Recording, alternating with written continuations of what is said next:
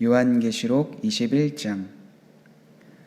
또 내가 새 하늘과 새 땅을 보니 처음 하늘과 처음 땅이 없어졌고 바다도 다시 있지 않더라. 또 내가 보매 거룩한 성 새 예루살렘이 하나님께로부터 하늘에서 내려오니 그 준비한 것이 신부가 남편을 위하여 단장한 것 같더라. 내가 들으니 보좌에서 큰 음성이 나서 이르되 보라, 하나님의 장막이 사람들과 함께 있음에 하나님이 그들과 함께 계시리니 그들은 하나님의 백성이 되고 하나님은 친히 그들과 함께 계셔서 모든 눈물을 그 눈에서 닦아주시니 다시는 사망이 없고 애통하는 것이나 곡하는 것이나 아픈 것이 다시 있지 아니하리니 처음 것들이 다 지나갔음이로라. 보좌에 앉으신 이가 이르시되 보라, 내가 만물을 새롭게 하노라 하시고 또 이르시되 이 말은 신실하고 참되니 기록하라 하시고 또 내게 말씀하시되 이루었도다. 나는 알파와 오메가요 처음과 마지막이라. 내가 생명수 샘물을 목마른 자에게 값없이 주리니 이기는 자는 이것들을 상속으로 받으리라. 나는 그의 하나님이 되고 그는 내 아들이 되리라. 그러나 두려워하는 자들과 믿지 아니하는 자들과 흉악한 자들과 살인자들과 음행하는 자들과 점술가들과 우상 숭배자들과 거짓말하는 모든 자들은 불과 유황으로 타는 못에 던져지리니 이것이 둘째의 사망이라. 일곱 대접을 가지고 마지막 일곱 재앙을 담은 일곱 천사 중 하나가 나아와서 내게 말하여 이르되 이리 오라. 내가 신부 곧 어린 양의 아내를 내게 보이리라 하고 성령으로 나를 데리고 크고 높은 산으로 올라가 하나님께로부터 하늘에서 내려오는 거룩한 성 예루살렘을 보이니 하나님의 영광이 있어 그 성의 빛이 지극히 귀한 보석 같고 벽옥과 수정같이 맑더라. 크고 높은 성곽이 있고 12문이 있는데 문에 12천사가 있고 그 문들 위에 이름을 썼으니 이스라엘 자손 12지파의 이름들이라. 동쪽의 세문, 북쪽의 세문, 남쪽의 세문, 서쪽의 세문이니 그 성의 성곽에는 12기초석이 있고 그 위에는 어린 양의 12사도의 12이름이 있더라. 내게 말하는 자가 그 성과 그 문들과 성곽을 측량하려고 금 갈대자를 가졌더라. 그 성은 네모가 반듯하여 길이와 너비가 같은지라. 그 갈대자로 그 성을 측량하니 12,000스타디온이요 길이와 너비와 높이가 같더라.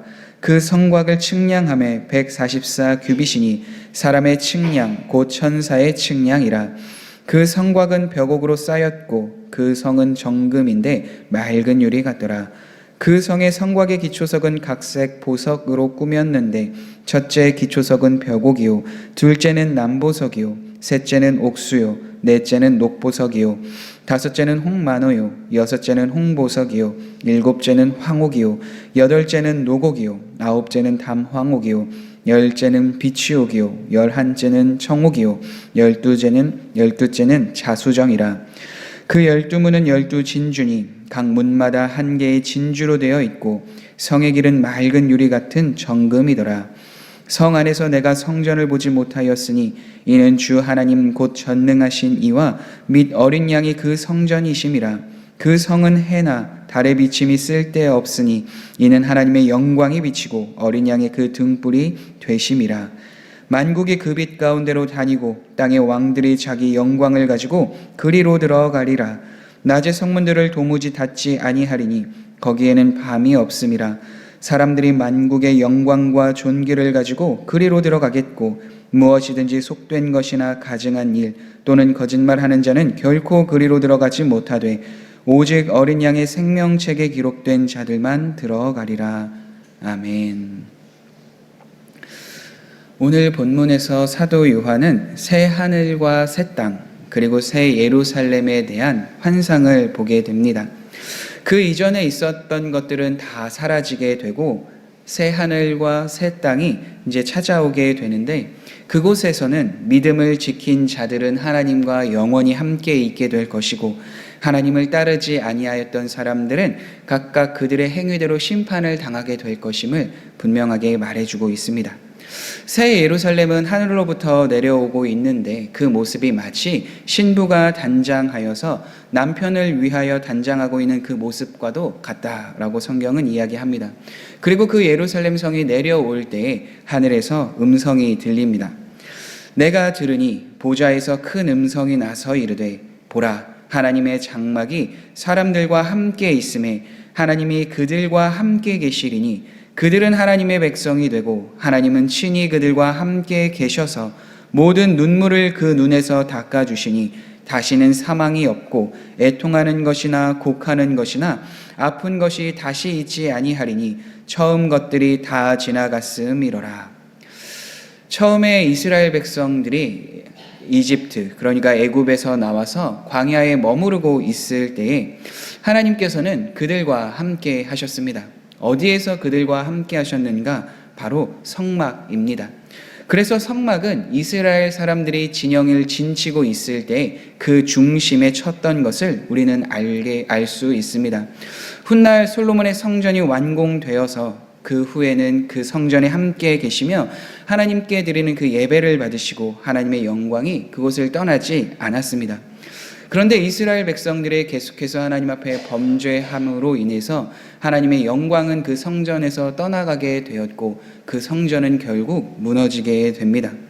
그런데 그 일이 있기 전, 그러니까 성전이 아예 무너지기 전에 하나님께서는 예레미야 선지자를 통해서 훗날 다시 하나님과 언약을 맺고 그 하나님의 성전에 대해서 말씀을 하여 주셨는데요. 그것이 예레미야서 31장에 기록되어져 있습니다. 여호와의 말씀이니라.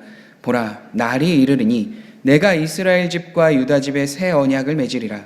이 언약은 내가 그들의 조상들의 손을 잡고 애굽 땅에서 인도하여 내던 날에 맺은 것과 같이 아니할 것은 내가 그들의 남편이 되었어도 그들이 내 언약을 깨뜨렸음이라. 여호와의 말씀이니라.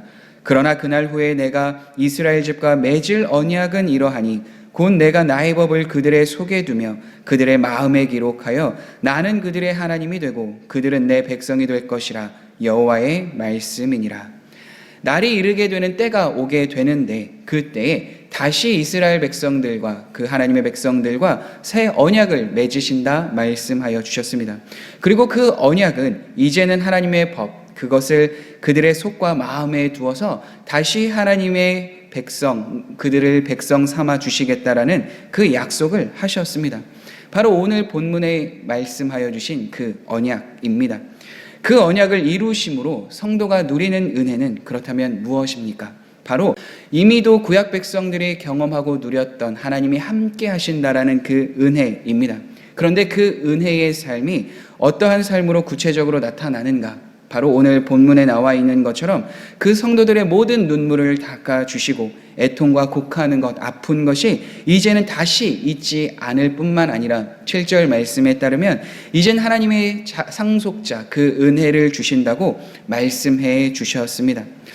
이러한 것들은 이기는 자, 그러니까 하나님을 믿고 따르는 성도들에게 주시는 새 언약과 약속입니다.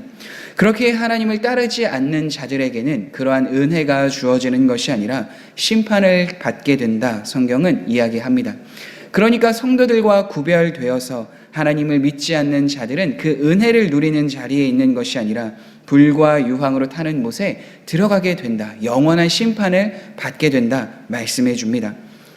그러나 두려워하는 자들과 믿지 않은 자들과 흉악한 자들과 살인자들과 음행하는 자들과 점술가들과 우상 숭배자들과 거짓말하는 모든 자들은 불과 유황으로 타는 못에 던져지리니 이것이 둘째 사망이라. 그러니까 하나님을 믿고 따르는 삶, 그렇지 못한 삶의 결과가 이렇게 분명하다는 거죠. 그렇기에 초대교회의 성도들은 이 말씀을 듣고 큰 위로와 힘을 얻었을 겁니다. 왜냐하면 로마의 박해와 또 하나님을 믿지 않는 사람들로 인해서 고난과 역경을 매일 경험했기 때문입니다. 함께하고 있던 자들로 인한 그 힘듦뿐만이 아니라 계속해서 찾아오는 죽음의 위기 앞에서 그들의 믿음이 흔들리고 배교하는 사람들이 많아졌던 시대가 바로 그 로마 시대였기 때문입니다.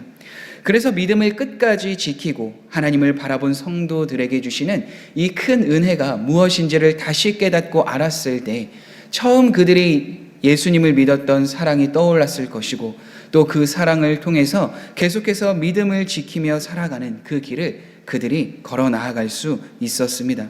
비록 지금은 계속해서 핍박과 어려움이 찾아오지만 그러나 다시 하나님의 말씀을 통하여서 참된 위로와 평안 그리고 영원한 승리가 그 믿는 자들에게 주어질 것을 다시 깨닫고 알았기에 그 믿음을 포기하지 않고 계속해서 살아갈 수 있었습니다. 사랑하는 성도 여러분, 오늘 이 시대를 살아가고 있는 우리들에게도 이 말씀은 큰 힘과 위로가 되어집니다. 예수님께서는 다시 이 땅에 오십니다. 5절의 말씀처럼 사도 요한이 본 이 환상은 그대로 우리의 삶에 이루어지게 될 줄 믿습니다. 하나님께서 만물을 새롭게 하시고 하나님이 어떠한 분이신지를 분명하게 깨닫게 하시고 알게 하심을 통하여서 예수님을 믿고 따르는 그 길을 걸어가고 있는 모든 사람들을 하나님께서 어떻게 위로하시고 또 그들을 어떻게 세워주실지를 분명하게 말씀해 주시고 그 삶이 반드시 성취되어지기 때문입니다.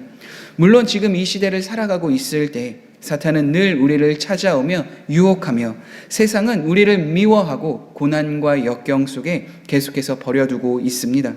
그렇기에 오늘 우리에게 주신 이 말씀을 붙들고 살아갈 때 초대교회 성도들이 경험하고 누렸던 그 은혜를 우리도 동일하게 경험되게 될 줄 믿습니다.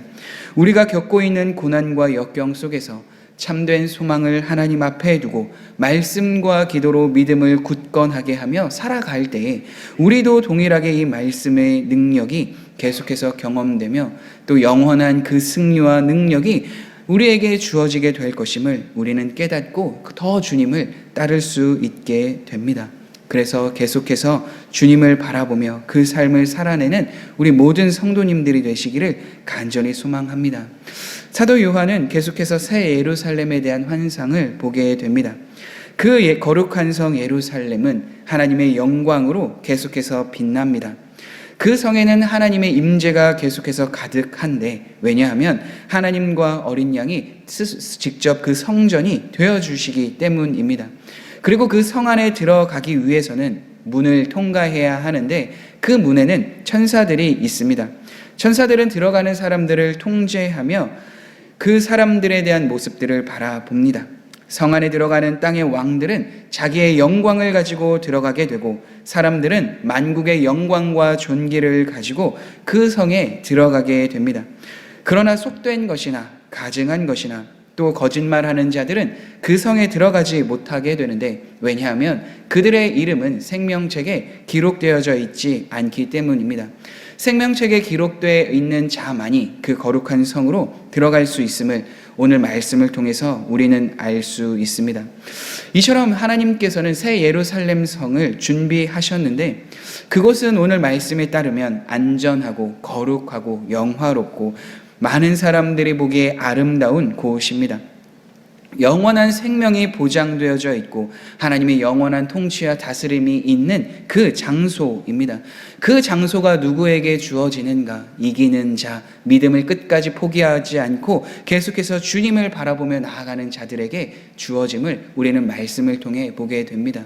그렇기 때문에 앞에서 이야기하는 것과 같이 동일하게 그 성에 들어가기까지 우리는 계속해서 주님의 거룩한 신부로서 자기의 삶을 돌이키며 돌아보며 하나님 앞에 살아가야 될 줄 믿습니다.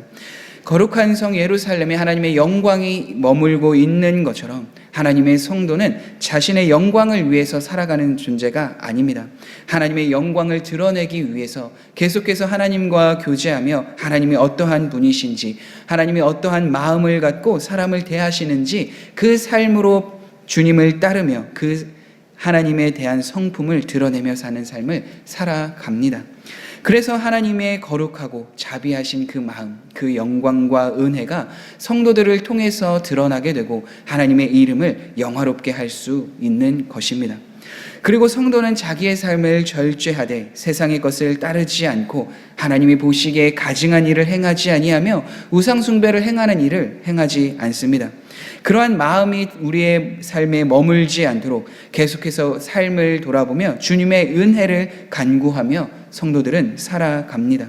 그래서 성도들에게 맺혀지는 삶은 거짓된 것이 아니라 가증한 것이 아니라 하나님이 원하시고 하나님의 뜻 안에서 맺어지는 성령의 열매요, 선한 열매요, 빛의 자녀의 열매가 되는 것이죠. 그래서 하나님의 소망을 두며 주님의 신부로 살아가기로 결단하기에 그 이름이 생명책에 기록될 수 있습니다. 사랑하는 성도 여러분, 그렇게 우리는 날마다 그리스도의 신부로서 마지막 때를 준비하며 살아가야 됩니다. 예수님께서도 자신을 따를 때에 날마다 자기를 부인하고 십자가를 지고 따라야 한다라고 말씀하여 주셨는데 그 삶을 능히 살아갈 수 있도록 늘 은혜를 구해야 될 줄 믿습니다. 그래서 사도 바울은 자신의 영적 아들인 디모데에게 이렇게 말합니다. 은혜 가운데에서 강하고 너는 예수의 좋은 병사로 고난을 받으라. 그런데 그와 함께 더불어 말씀하고 있는 것은 정욕을 멀리하고 깨끗한 마음으로 하나님을 신뢰하는 자들과 믿음과 사랑과 평안을 계속해서 날마다 추구해야 한다 말합니다. 고난을 당하는 것, 그것은 예수의 좋은 병사가 되기까지 계속해서 우리의 삶에 주어집니다. 그리고 그 삶은 우리가 하나님의 나라에 들어가기까지 계속해서 추구하며 살아가는 삶이 되어야 합니다. 그것과 함께 더불어서 늘 함께 교제하며 함께 그 마음을 나눌 수 있는 자들, 즉 하나님을 신뢰하는 자들과 믿음과 사랑과 평안을 늘 추구하며 그 은혜를 구하며 살아가는 삶 또한 함께 살아가야 될 줄 믿습니다. 그때 우리는 영원한 성, 거룩한 성 예루살렘에서 우리의 눈물을 닦아주시고 위로하시는 그 하나님을 경험하게 될 것이고 또 그 영원한 성뿐만이 아니라 지금 이 시대, 즉 현 시대를 살아갈 때에도 동일하게 그 은혜를 누리게 될 줄 믿습니다. 그 삶을 추구하며 살아갈 때 하나님을 우리 안에 함께 하시고 동행하여 주시며 그 믿음을 지켜주시며 보호하여 주시며 영원한 성에 들어가기까지 계속해서 우리의 삶에 함께 하시는 그 은혜를 주시리라 확신합니다. 오늘도 그 말씀을 붙들며 그 주님과 함께 동행하며 그 은혜를 경험하는 우리 모든 성도님들이 되시길 간절히 소망합니다. 우리 함께 기도하겠습니다. 그렇습니다.